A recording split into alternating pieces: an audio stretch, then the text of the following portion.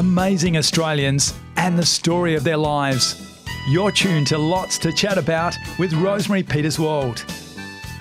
Hello and welcome, listeners. Now, when does a house become more than just that? Part sculpture, part work of art, part furniture. Well, that's where my guest today, Jeffrey Broadfield, comes into it. Jeffrey is a master maker of dream bespoke homes. He is a long-time collaborator with the renowned architect Richard Lapastria, and amongst his greatest works are the Pittwater House and Watson's Bay House in New South Wales. But at the other end of the scale and further afield, in Mudgee in New South Wales, he worked with Casey Brown Architecture to build a copper-clad timber retreat.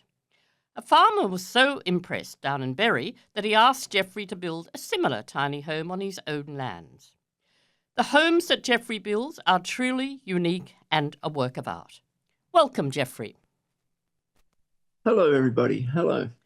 Now, Jeffrey, it's a pleasure to have you on our show, and I believe that's lovely. I believe you grew up in Griffith in New South Wales, where your father was a policeman. Tell us what that was like. No, not when he was in Griffith. He was in Griffith. He was a son of a farmer, but he was a floor sander in Griffith. Oh, okay.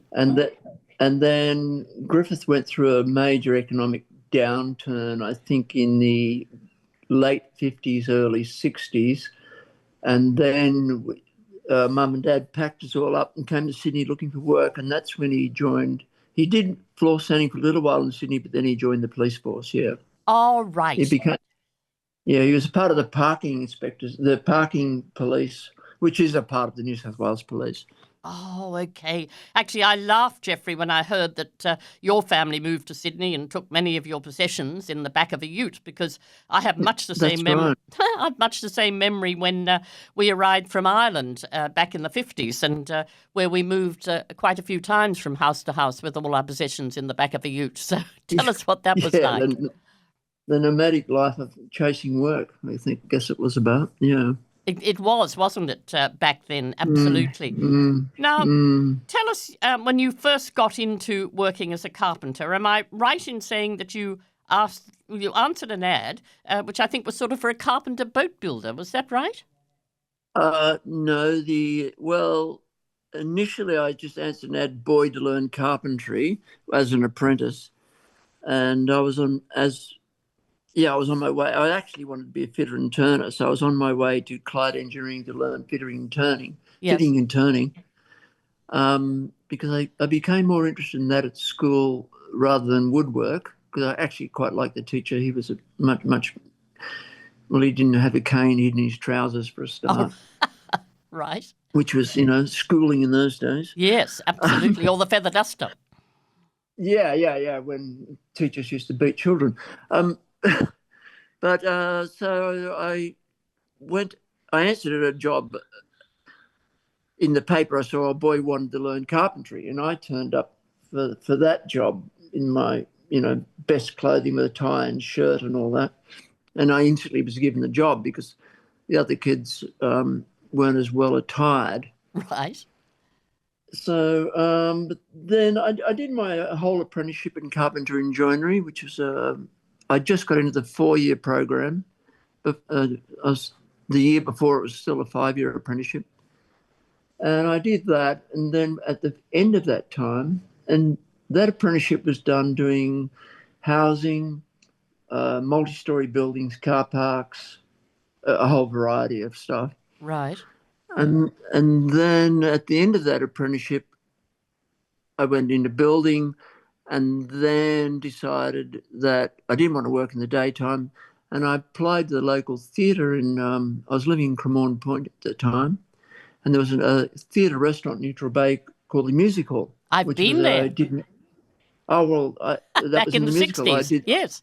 I did the melodramas there, not as an actor, but as a backstage technician. Yes. So I worked there as a stagehand and just basically fell in love with being a theatre worker. And because it gave me my days off, I only worked at night time, which suited me. I had my days to go to the beach or go surfing or whatever I wanted to do. Right. And I eventually I did that for quite a long, for maybe nearly 20 years. I went to the music hall. The head mechanist and also actor of the music hall, a guy called Rick Dodds, Right. who used to run off stage in his costume, pull a few ropes, move some scenery, run back on stage. He was one of those great characters who played the villain. All right. He was a very handsome man, a black moustache, black beard, and he always played the villain because Yeah. he had that sort of rough exterior, but he had a heart of gold. But I believe And that. then, Oh, sorry, Jeffrey. yeah. Go on. No, go on. No, and then Rick was involved in touring the longest running touring show in Australia called Snow White and the Seven Dwarfs, which was literally with the rudest theatrical organisation. All right. And he said, well, I'm going on a national tour, which we did, and do you want to come as a stagehand? Yeah, sure. He was the head mech, and stagehands, which did the non-electrical part of theatre, were known as mechs, M-E-C-H. And I did that for many, many years then, touring around Australia, every little country town. We were in the truck.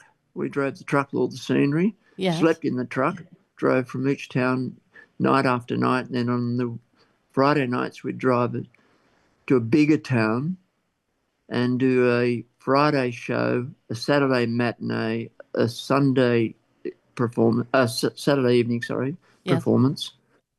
And then pack up and drive a longer distance on our so-called day off, which basically meant that, today we're going to drive from Mount Isa to Longreach, which was about a 6-hour drive. Yeah.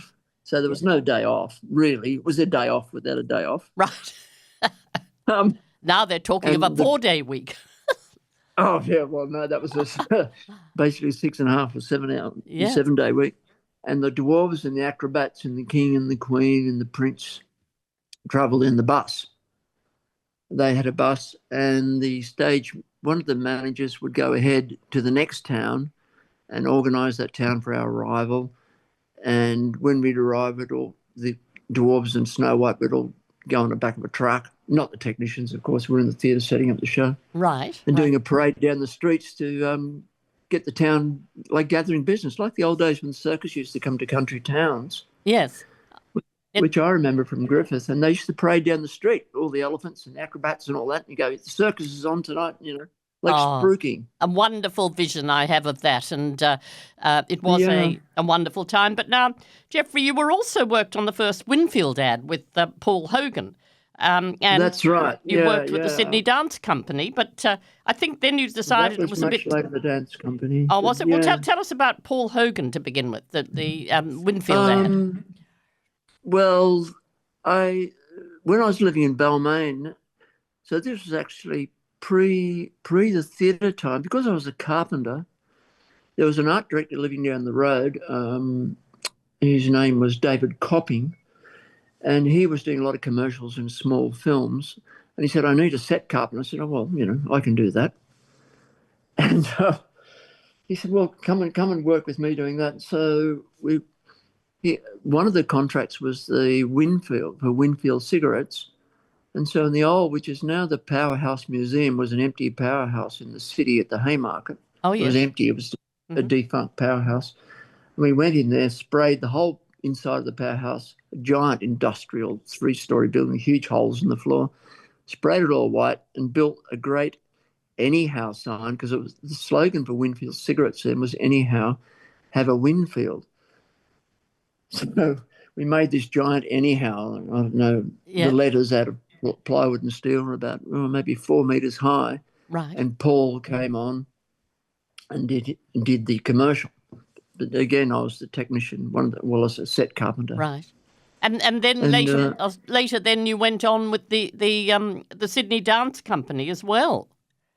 No, that was later again. Yes. Before that, I went from doing Snow White and the Seven Dwarfs. I went into ballets, opera, and probably the one that people remember the most, I was the head mechanist and flyman with the Danny LaRue show. Danny LaRue was the female impersonator come out from England. He did a big national tour of Australia. And I was the flyman, I operated all the scenery, which went up and down. and the mechanist, organised all the scenery with the Danny LaRue show. He toured Australia, New Zealand, Tasmania. It was primarily live theatre. Right. And from Danny LaRue, after Danny LaRue, I think I did a few more stage shows. Then I was the head technician at the Seymour Theatre Centre at Sydney University. All right. I was in charge of all the backstage, and the non-electrical side of backstage. Yes. But then you got a little bit disheartened, I think, by seeing your film sets being dismantled at the end of a run and your great work destroyed. Yeah. So, and I went, oh, no, in theatre, I mean, you built a set and it'd either be touring or it'd go into storage. Yes. But from there, I became the head mechanist with Sydney Dance Company for, I think it was in the 80s, from when we were in Woolloomooloo. It was where the dance company started. And it was in an old abandoned building because the dance company was hitting its straps as a major theatre company, but it was still in very rough premises. Right. And then we moved to the Finger Wharf down on the back of Darling Harbour. Yeah. And from toured there, the world with Sydney Dance Company. From there, Jeffrey, how did you then get involved in building houses? Because I know, of course, you work in particular very much so, or did with Richard Lepastria. So how did that come about, and what's so special about working with him? Well, I'd had enough of theatre. I just got a bit bored with it. And I was driving around and looking at all these, and I didn't have any thoughts about architecture much. I was driving around and suddenly, for some reason, I was spiked of bespoke housing. I saw a couple of little houses, one in the back of Crow's Nest somewhere. And I saw an ad in the paper by who's now a world-renowned architect, Peter Stutchbury. Oh, yes. And that's when he advertised for carpenter, craftsman, boat builder. And I went, well, I need to change my occupation. I want to do something more interesting. And I applied to Peter. And at that time, I was just finishing a film for the Barlow and Chambers affair. And Peter came down and interviewed me. He said, oh, yeah, well, have a start. And I was building and that was my first taste of architectural building for Peter and his wife, Phoebe Pape. Right. And that went on for a couple of years. And then he introduced me to this other architect, Richard Plastry, who was sadly his house had burnt down over in Lovett Bay. That's over in Pittwater, isn't it, in Sydney, north of Sydney? Yeah, you catch it's offshore, so it's all by boat from Church Point Wharf. Yes, beautiful area. And I went and met Richard, and he said, "Yeah, well, would you like to do this?" And I said, "Yeah, I'd love to." And then I did that house for Richard Plaster and formed a great relationship with Richard, who I really loved his work, and it was all one-off architectural work. It looks a wonderful house, Jeffrey. Yes, it was. It's a very beautiful. It was a simple. It was described by someone as the what's they call it, the simple hut, by one of his architectural friends. It was primarily hardwood framing, plywood skins. Yes. There's no glass in any of the windows because, as Richard famously says on a film done by Anna Cater, he only likes glass with wine in it. Oh, that sounds like a good idea. Yeah, that's a direct quote from Richard. Yeah. Because he doesn't like the way the glass reflects. Oh, and all of the windows there were circular because when he was in Japan studying with Professor Masuda in Japan, it was the view. He much prefers the view through a circular aperture than a square aperture. Right. He thinks that the eye travels without catching the edges of the framing of the view. And you will see it in Japanese and a lot of Asian architecture in gardens where they have doorways that are in fact circular. Right. So that your eye travels through the view without snagging on the frame. Right. And so all of the openings in his walls are circular, cut out of plywood, and then with a circular hatch in plywood which closed down above that, Oh, like right. nearly like a plug in a bottle. Oh, how But we're wonderful. talking, yeah. So each aperture would be at least a metre in diameter. Right. And Jeffrey, talking about Japanese and Japanese building and houses, they don't use nails. And you've got a bit of a thing about nails, haven't you? You don't use them that much. Yeah, You slot the wood yes. pieces together. Is that right? Yeah, they're appropriate because of my theatre background. I was very, very interested in prefabrication, which means you must be able to pull the object apart again and relocate it. And the interest in prefabrication, one, was based on my theatre experience because it was all prefabricated, because we'd, especially say the dance company, I'd build a set in Woolloomooloo and we put it up in New York, or I'd put it up in Athens, or wherever we Yes. were in northern Italy and in China. So I was building large objects, and by knowing where it had to land, because from each theatre I'd be giving the plan of the stage, and I knew that the building that I built in Sydney would fit on various stages around the world with the information that was supplied. Right. And so for me, prefabrication wasn't beyond my understanding. And when I married to my beautiful wife, Megan, we were at a stage in Sydney, and this was when I was in building, and it rained nearly on and off, like Sydney's had torrential rain. It rained on and off for nearly 3 months. Oh, and right. I basically couldn't work. And I went, Yes. I'm over this. So I started looking, when Megan and I travelled to England and Europe, I started looking at the way that they were building their buildings under cover, Right. even if it was under scaffolding. But as my buildings were smaller and also they were really giant joinery pieces, I decided to set up a factory in Mona Vale. We ended up with 2 factories, and prefabricating as much of the house as possible inside the building, even down to putting on the first coats of paint and making allowance for plumbing and electrics, All right. pulling it all apart, taking it to site, and then the building went up really quick without the variance of weather. So the 80 to 90% of the work was done under shelter in a controlled environment. Right. And the first major one I did of that was for Richard, and we built a house, complete house, Yes. in a big shed in Mona Vale already, like a giant shed they could build yachts and boats in. Oh, right. And we How shipped it to incredible. Bruny Island off Tasmania. Oh, right. Right. How Packed the whole thing in a container, including the fridges, linen, knives Yes. and forks, the whole thing. Shipped it to Bruny Island, a really massive container. Yes. And I'd sort of worked with the local builder. He did the slab. I went down and recorded the slab, and I made sure the services were in the slab. And then I just arrived at the building with 9 architecture students, 2 of which were the children of the client, Larissa and Conrad Johnson. Right. And we put the building up. We're only on site 6 weeks. How incredible. But I was 9 months in the factory building the building. Right. Right. But the whole thing was screwed together, or joinery. Yes. We even fitted the copper roof.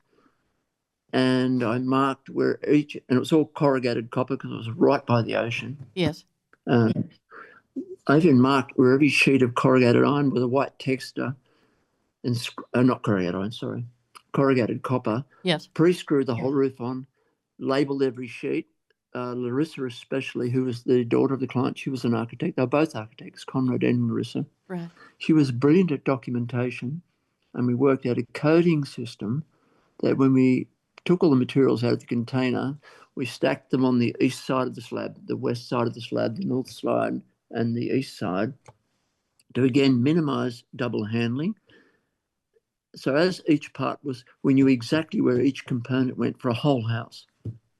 How extraordinary. And put it all up. And I did that I was the only qualified carpenter builder. Yes. And the rest were all architecture students. Right. And we worked from the morning into the dark. Oh, how wonderful. And Jeffrey, is that house is still there? Still there, yeah. In North Bruni or South Bruni?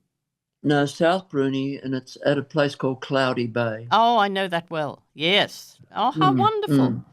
Um, In the dunes above the beach. oh, how beautiful. Um, Mm, Now, you're listening to Lots to Chat About. I'm Rosemary Peterswald, and my guest today is Jeffrey Broadfield, a wonderful woodworker who builds bespoke houses, quite often out of recycled products. Now, Jeffrey, what tools do you mostly use? I mean, and have you had them long, and how do you store them? Because now my grandson's a builder, carpenter, and I'm always terrified that mhm. his tools will get stolen. So, just a little bit Well, of in interest. those, Do you have the same tools you sort of started off with, or what? yeah, I've still got some of my, I've got my original chisels, Yes, squares. Um, I've got my original hand tools. I still have all of them from when I started my apprenticeship. yes, Um, but they're good in some cases because I was working primarily in recycled Australian hardwoods, and they're very heavy, um, tough. right, And if I want to cut off a millimeter, you can really only, I mean, yeah, you can actually only really do it with a power tool. So in our factories, we had very heavy industrial, highly accurate machinery, right. which allowed us to produce, because we were making the houses and then making the furniture to go into the houses as well. It was not only the house, but also the furniture. Right, right. Do you have a So, particular wood that you prefer to use, Jeffrey? I mean, I know you live now in um, Tasmania, where, of course, is the home of glorious woods, including the wonderful Huon pine, myrtle, and yeah, Tasmanian yeah. blackwood. But I think you might have said you like hardwoods. Is that right? Oh, yeah, yeah. We're on the mainland at this point. I'm only a blow into Tasmania. I've only been down there 4 years. When I was on they call them Oh, blow-ins yes, you've down got to there. be there And a I bit say longer. I'm not a blow-in. I'm actually an economic refugee because I can't afford to live on the mainland. Um, that's another side story. Right. But on the mainland, it was all red iron bark, grey iron bark, spotted gums, and most of them have a density above 1,000 kilos a cubic metre, which is quite heavy for timbers. Yes.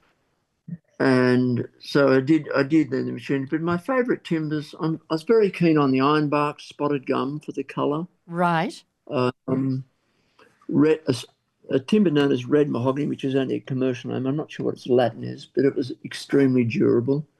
I did do a lot of work in Burmese teak, Right. which is of course not recycled, but it was one of the greatest timbers on the planet, in my opinion. Oh, yes. But of course now it's unavailable. But it's extremely good in marine environments, Burmese teak, and beautiful to work. Right. Right. It sounds Um, absolutely beautiful. so I'm in love with many forms. In Tasmania now, well, there actually is one favourite coming through now. It's a timber known as Cypressa macrocarpa, which is common name is Monterey pine, and in Australia and New Zealand it's grown as a windbreak. All right. So often you can get these logs and they're salvage logs and then cut them. It's a softwood, so it's very light, which as I'm getting older, I'm preferring, I must say. Right. um, Easier to work with. and yeah, easy to work with, has a beautiful luster. And I was commissioned to do on a very big property at Wentworth Falls, a Japanese inspired tea house for the architect Craig Burton. Right. And I wanted, and I often have I work within the brief of the architect, but they also allow me to express myself, which is a great thing for a maker. Right. Right.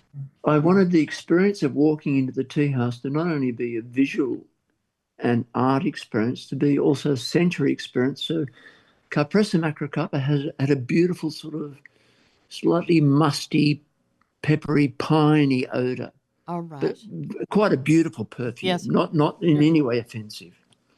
So you walk in, and all the timber was left highly finished, but no oils or coatings because that would have ruined scent. Right. So you walk in, you can smell the room as much as experience the room physically. Yes. Talking of perfect, Jeffrey, I mean, with Casey Brown Architects, you completed the permanent camping in 2007, which was just glorious, a pint-sized copper-clad retreat up at Mudgee.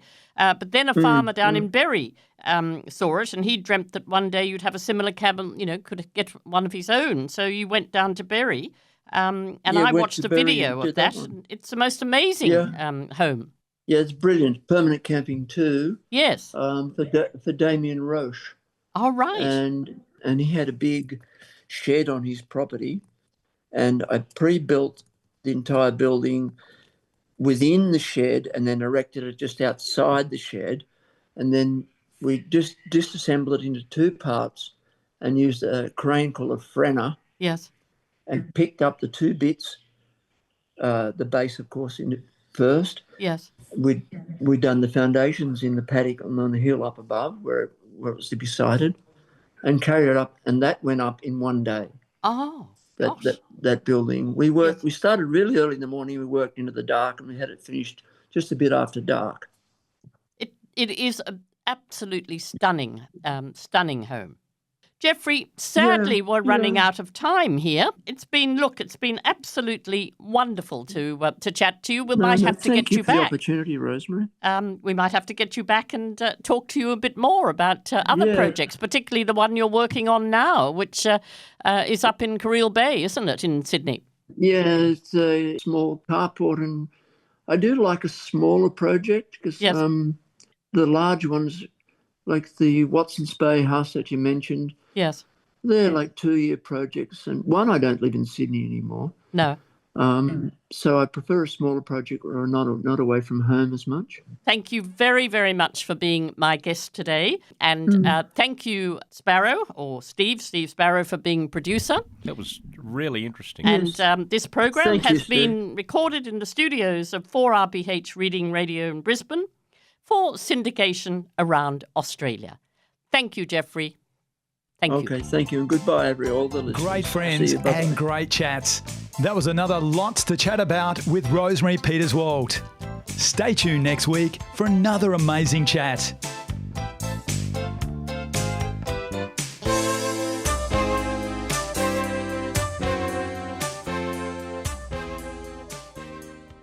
Now, listeners, tonight, which is the 3rd of September, there's about to be a record to be broken.